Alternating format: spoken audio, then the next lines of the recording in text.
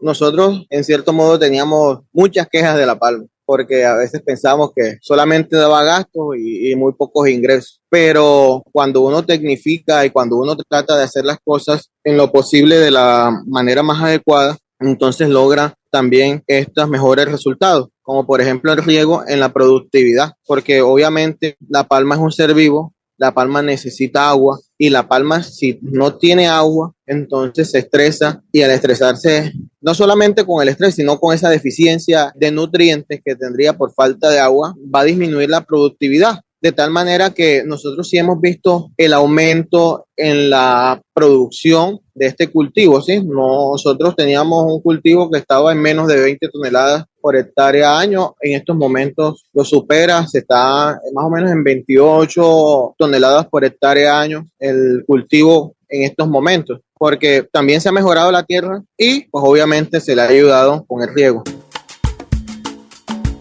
Conservando y estudiando el cultivo de pamas, conservando y estudiando el cultivo de pamas. Con el gremio de la mano sin jugar a improvisar, a las 5 toneladas juntos podremos llegar. Con la ciencia de respaldo la meta vamos a alcanzar, a las 5 toneladas juntos podremos llegar. En Tumacuaracata, Cabullaro Fundación, Puerto Wilches, Orocue, La Palma es el corazón. En Tumacuaracata, Cabullaro Fundación, Puerto Wilches, Orocue, La Palma es el corazón.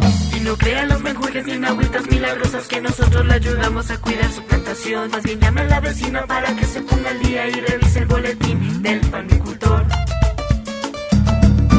Nos ponemos los palmeros en acción porque vamos rumbo a las 5 toneladas. Nos ponemos los palmeros en acción porque vamos rumbo a las 5 toneladas. 5 toneladas de aceite. Radiación solar o agua. ¿Cuál define la productividad? Vamos a estar conversando sobre la importancia de estos dos recursos para el cultivo de palma de aceite. En este nuevo capítulo de Palmeros en Acción, les damos la bienvenida y nos alegra mucho su sintonía en esta tercera temporada. Mi nombre es Anderson Parada, extensionista de Zona Central y hoy le hablo desde San Alberto Cesar. Y hoy estaremos acompañados también junto con mi compañera Ruth Salazar, extensionista de Cenipalma desde la zona oriental. Bueno, Anderson, la verdad, encantada de estar nuevamente en Palmeros en Acción, un espacio que está diseñado para los palmicultores, un espacio donde compartimos experiencias y conocimiento para poner en manos de los palmicultores, pensando siempre en mejorar nuestra productividad.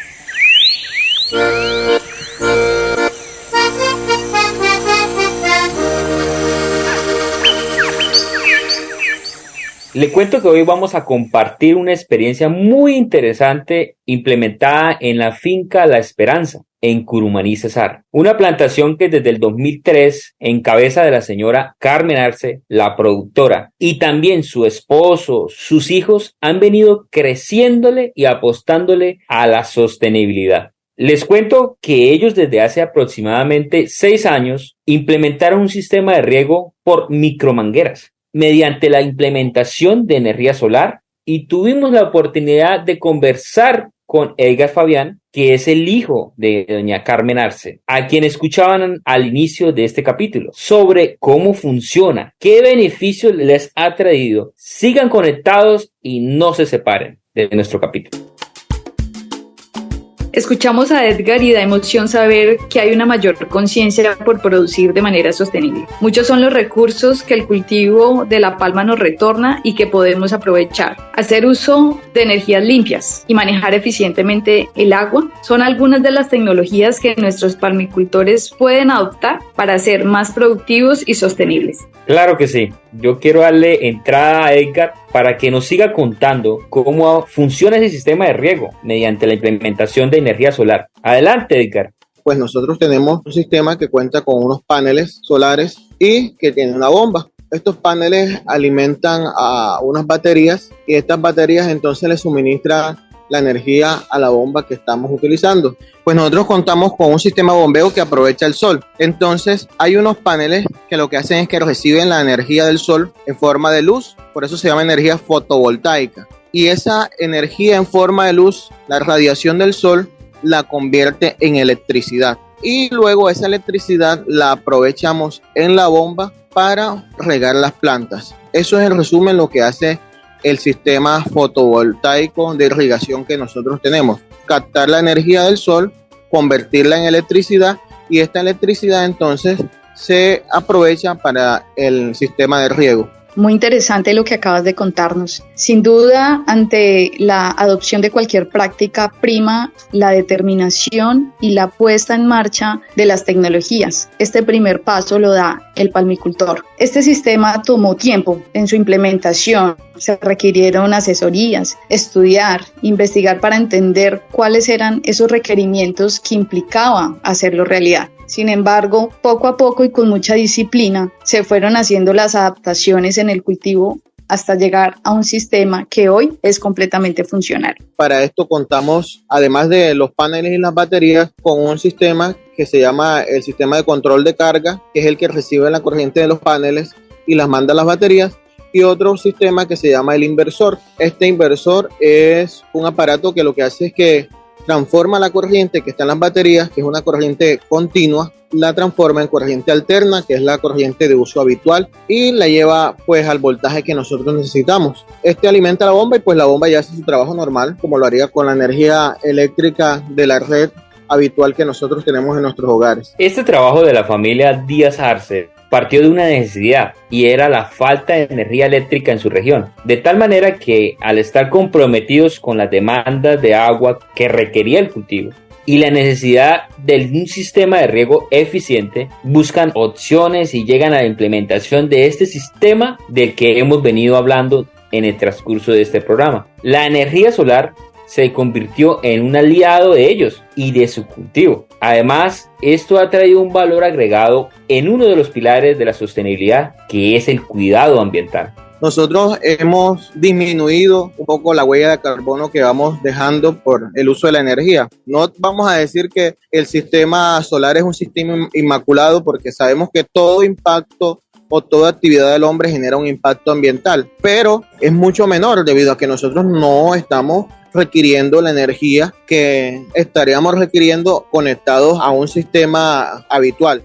Lo otro que nosotros vemos como un gran logro es que hay mucha gente que a partir de esto tiene curiosidad y quiere ir decantándose por esto, por el uso de energías alternativas y por el uso eficiente del agua, que no es fácil convencer a las personas. Y en esta transmisión de conocimientos y de saberes de productor a productor, entonces se ha podido ir dándole nueva conciencia a la gente acerca de las ventajas del uso eficiente del agua y pues también del uso de energías alternativas que pueden disminuir nuestro impacto ambiental.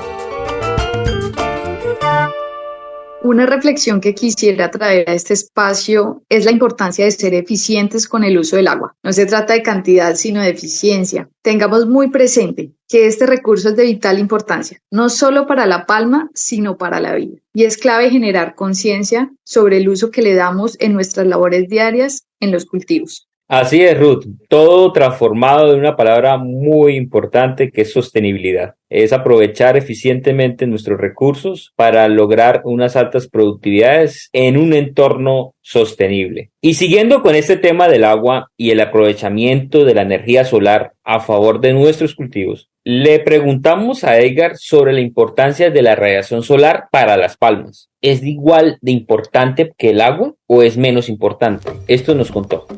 La radiación solar es importante para que la planta se nutra, o sea, recordemos que las plantas hacen un proceso que se llama la fotosíntesis, ¿cierto? Capta la energía del sol y esa energía del sol la convierte en energía química y esa energía química le ayuda para realizar todos los grandes procesos que ella realiza. Y entonces es importante que la planta también esté nutrida no solamente en el suelo, no solamente con el agua, sino también con el sol. El sol es energía. El sol es vida para ellas y por eso es importante también que la zona donde está ubicada, el cultivo sea un cultivo que tenga una buena radiación. La palma debe tener un equilibrio y ese equilibrio entonces nosotros es por el cual debemos velar. Tanto energía del sol, buena nutrición en el suelo, un suelo de alta calidad, no solamente con nutrientes, sino también con características físicas adecuadas y el uso eficiente del agua.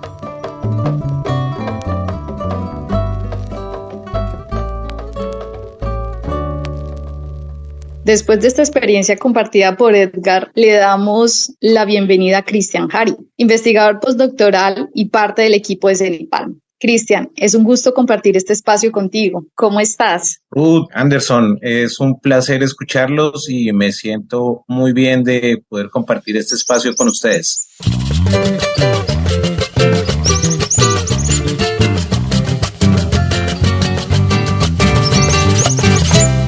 Quisiera iniciar preguntándote, ¿qué tan importante o determinante es la radiación solar en el rendimiento del cultivo de la palma de aceite? Bueno, Ruth, primero felicitar al palmicultor que nos estaba contando su experiencia, es muy interesante escucharlo.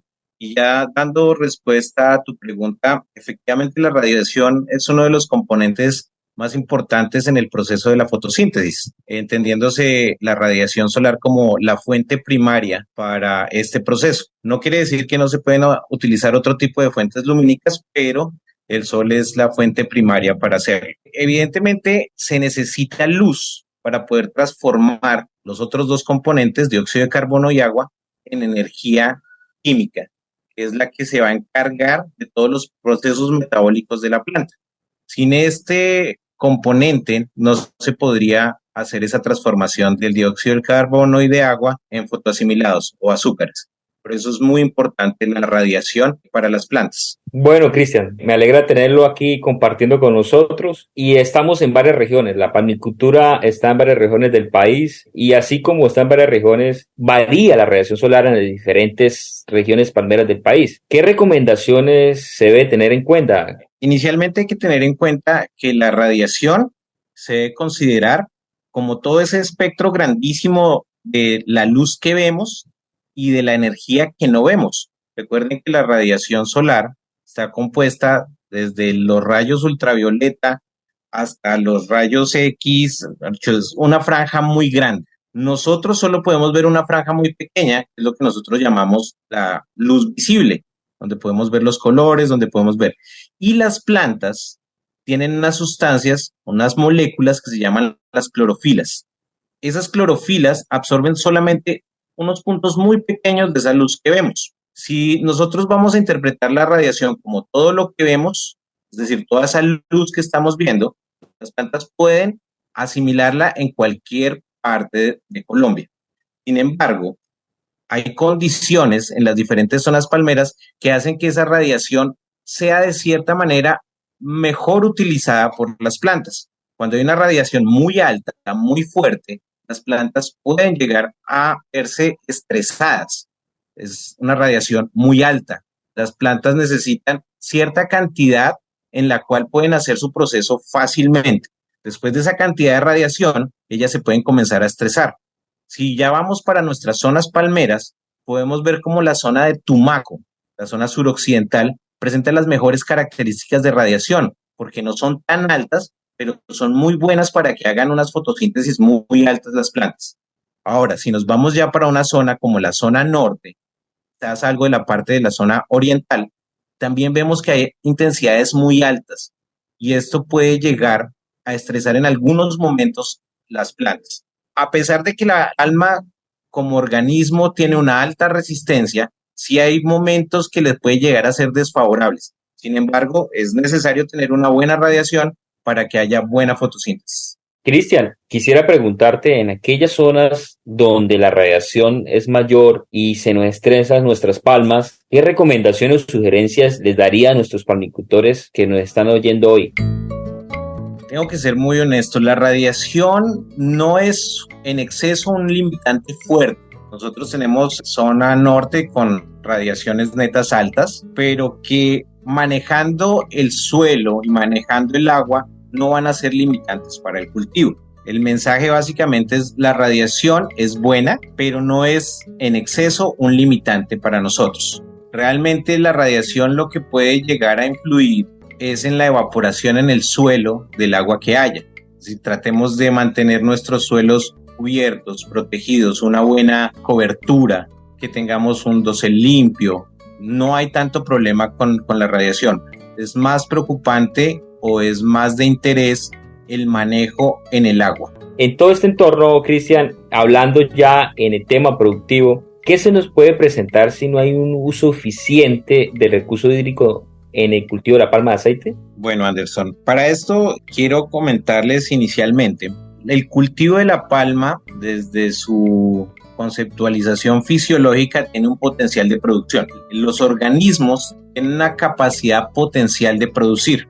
Esa capacidad de potencial de producción está marcado en las mejores condiciones. Si tuviéramos el mejor suelo, si tuviéramos el mejor riego, la mejor radiación, las condiciones perfectas para tener una planta, y esa planta produciría lo máximo.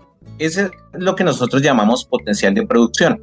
Sin embargo, encontrar esas condiciones perfectas en la realidad no es fácil, no se dan, y comenzamos a tener algunas limitaciones. La primera limitación que podemos nosotros encontrar es la limitación hídrica. Nosotros, por lo general, quisiéramos que todos los días en nuestros cultivos cayeran por lo menos 5 milímetros de agua.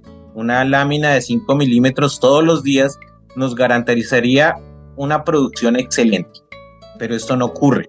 Esto es difícil tenerlo en la realidad.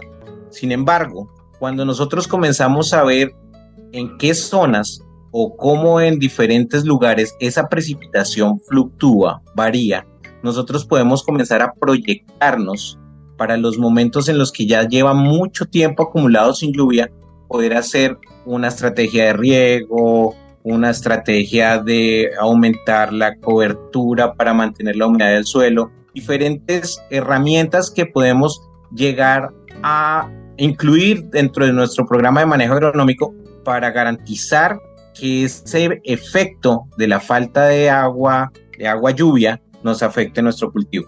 La idea básicamente es poder, y es lo más importante, monitorizar, conocer nuestro sitio, saber que nosotros, si vamos a tener un periodo que históricamente ha sido seco, irnos programando para que durante ese periodo podamos hacer las mejores prácticas y mitigar el impacto del déficit hídrico. El llamado es básicamente: conozcan su zona, conozcan sus recursos. Habrán lugares, y conozco de algunos lugares en zona oriental, donde tener agua es muy, muy difícil en la época seca. No hay cuerpos de agua cerca, no hay forma de extraer agua del subsuelo para hacer un riego. Y entonces se comienzan a proyectar poniendo materia orgánica, haciendo todas esas buenas prácticas de manejo que desde Extensión se han venido promoviendo y que ayudan en buena medida a mitigar esa época seca. Hay que trabajar con lo que tengamos. Si hay posibilidad de un sistema de riego, si hay posibilidad de materia orgánica, lo que nosotros podamos llegar a hacer para mitigar. Gracias, Cristian. Para nadie es un secreto que el cultivo de la palma viene creciendo. ¿Qué recomendaciones le darías a aquellos inversionistas que por primera vez se están enfrentando a establecer estas nuevas plantaciones? Hablemoslo en términos de esos requerimientos del cultivo en cuanto a temas de disponibilidad de agua y radiación solar. Primero, contamos con una herramienta muy importante, Lupra, que nos ha dado un mapa de las mejores zonas para sembrar palma de aceite. Esto es básicamente uno de los primeros puntos que deben revisar los inversionistas. ¿Dónde voy a comprar y si esa zona es apta para palma? Adicionalmente, es importante ver los tipos de suelo, que obviamente, si están dentro de lo seleccionado en la UPRA, pues van a ser suelos aceptables para la siembra de palma de aceite. La precipitación es algo que es importante revisar. El IDEAN tiene una red grande meteorológica que le puede decir cuáles son los regímenes pluviométricos que tiene la zona de interés. Y frente a esto es importante que sepan que lo ideal es tener un régimen pluviométrico lo más amplio posible. Es decir, que haya buenas lluvias en el mayor tiempo del año. Si encuentran una zona donde durante todo el año llueve, es perfecto. Y con una intensidad promedio ideal de más de 150 milímetros al mes. Estas serían las mejores condiciones. Cuando ya encuentren zonas con bajas precipitaciones, hay que comenzar a mirar otros aspectos: el tipo de suelo, los cuerpos de agua, la captación o la posible captación de esos cuerpos de agua, porque tenemos que tener en cuenta que esa captación también está regulada por las diferentes corporaciones, dependiendo de la zona, Corpo Orinoquia, Corpo Magdalena, Corpo Cesar, bueno, las diferentes corporaciones. Pueden haber cuerpos de agua, pueden haber distritos de riego, pero es importante saber cómo yo puedo acceder a esos recursos hídricos, cuáles van a ser las características o las condiciones para poder acceder a las cantidades de agua que requeriría mi cultivo. El tercer aspecto, yo creo que es también importante, la fisionomía o las pendientes que hayan, la diferente topografía del cultivo, que de una u otra manera van a estar relacionadas también con la distribución del agua. ¿Cómo voy a yo transportar agua en una pendiente alta? ¿Cómo puedo llevar agua a la parte de arriba? O si todo es plano, ¿cómo puedo distribuir el agua por todo el cultivo? Una serie de características que permitirían, de cierta manera, proyectar una buena plantación. Eso serían como las recomendaciones en cuanto a lo que sería la topografía y el recurso hídrico. La radiación, en Colombia no tendríamos problemas de radiación. Todas las zonas de Colombia hay buena radiación. Unos sitios con un poquito más de calidad, pero tenemos muy buena radiación en toda Colombia para nuestros procesos fisiológicos, los procesos fotosintéticos del cultivo de la palma de aceite.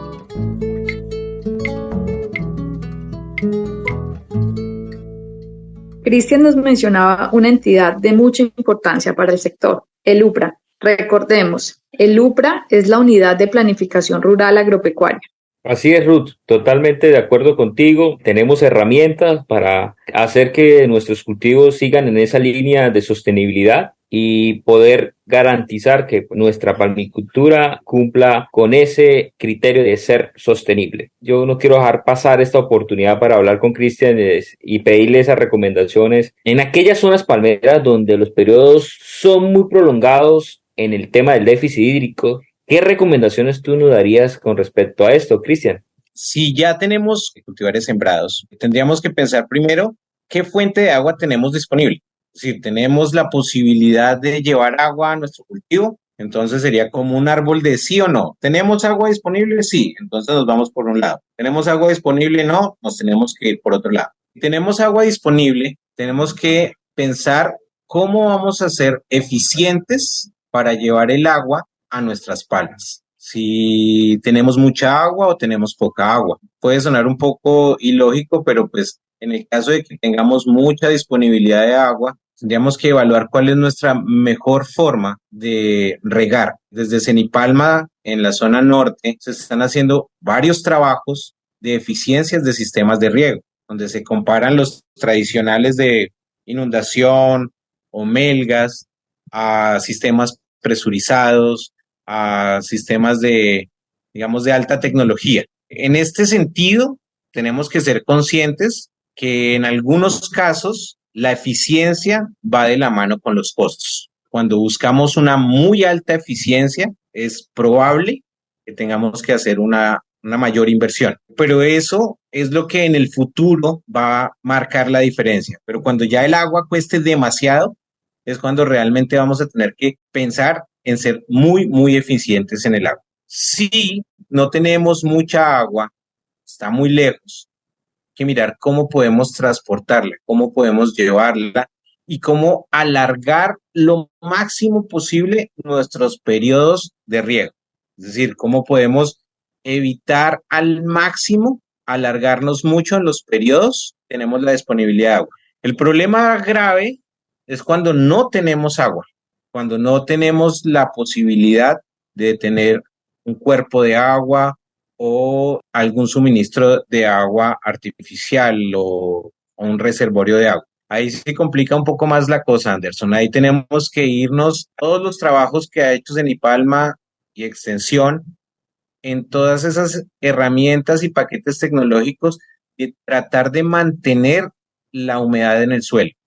Hablamos de la aplicación de materia orgánica, hablamos de la aplicación de la disposición de las hojas alrededor del plato, mantener una buena cobertura que nos sirva como un colchón de humedad, porque no vamos a tener cómo regar, no vamos a tener cómo aplicar agua a nuestro cultivo, entonces tenemos que buscar esas otras herramientas. Adicionalmente, en este momento todavía es algo que se está proyectando, es la utilización de algunos microorganismos que nos ayudan a mantener ciertos niveles de humedad en el suelo. Pero eso es algo que hasta ahora estamos comenzando a evaluar.